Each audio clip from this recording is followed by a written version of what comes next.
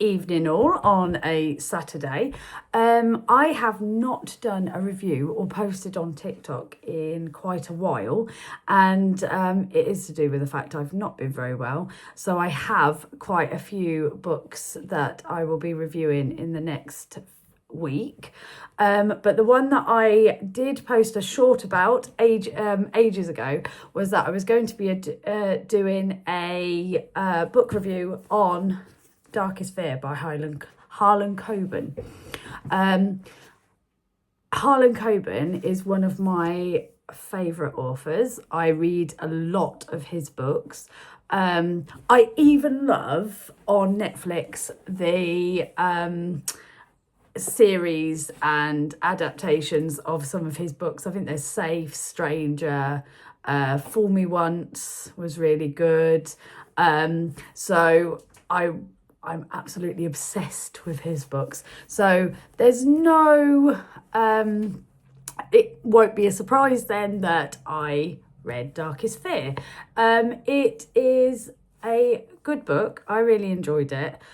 To be honest though, it is one of those ones where I was like, actually, I've read better ones of his, but his ones for me, I always give 4 or 5 stars because they are just amazing. I love twist plots, I love thriller, I love crime, I love every way he has you gripped from the start.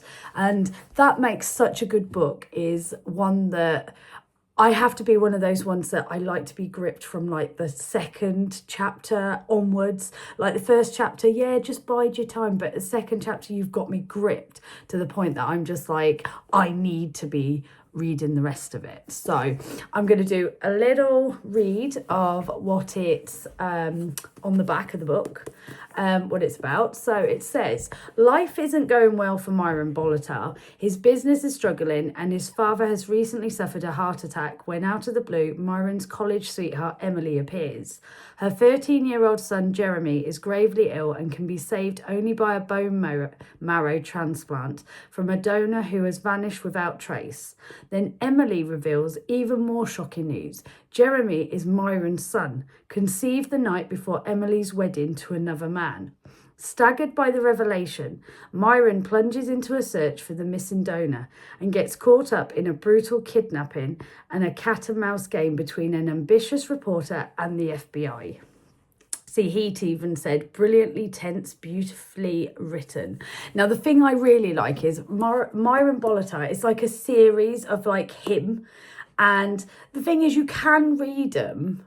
You don't have to read them in order. You can read them out of the order. I mean, this one, I've read the one after this one, before I've read this one. But it doesn't take it away from the story. I mean, I know about his life and about the character Myron's life and about where he goes and how he, Emily was like someone that he was not in a relationship with, but he was like, he knew, and they have a one night stand like before she gets married. So it's just a kind of like, even if you don't do them in the actual order, it doesn't take away from like knowing exactly what's happening. But this one is based around Jeremy, who's the 13-year-old son, and he doesn't know that Myron's his dad, and it's basically trying to find a bone marrow transplant person. Emily thinks she's found someone, but then this person has vanished.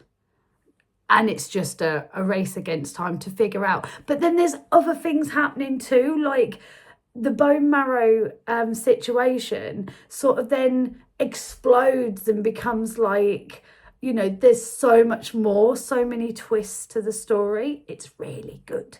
So I just think that, you know, if you love crime and you love, like, not crime as in, like, these are more thrillers, I would say, more than, you know, and he's an FBI agent. So it's kind of like, I had to, had to think then. But yes, he's an FBI agent.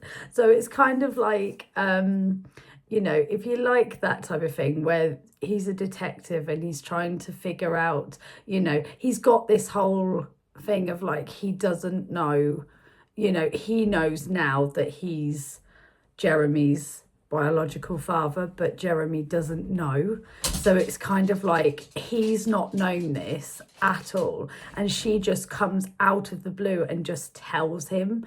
So then it's like, okay, what do I do with this? So you see that type of thing. Excuse me. You see that type of thing as well. But you then also see, like, you know, how trying to find this bone marrow transplant, like, person that, you know, is a match for Jeremy has, like, vanished, and Myron has been sort of brought in to help Emily. She's very, I don't know if I like Emily though, because Emily is very, she's very manipulative, and she's very, like, it seems sometimes like she's, like, I don't know, like, blackmailing him, or, like, sort of, like, trying to make him feel guilty in order to, like, go, I need to do this for my son. But then again, I mean, it's her 13-year-old child, so maybe she wants to, like, you know, in that situation, she cares so much about getting him this bone marrow transplant that she will do anything to, like, help him. So, and if that means manipulating Myron to do what she wants, then I guess that's what she's trying to do, if that makes sense. So yeah, definitely a great book. I really enjoyed it. It kept me company when I wasn't very well, to be perfectly honest. And yeah, so I give this one a 4 stars. Because, like I said, I have read ones that are better. And the next one in the series, oh my God, brilliant.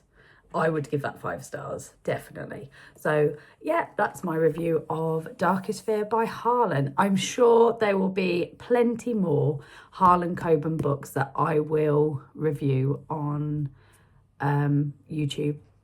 So yeah,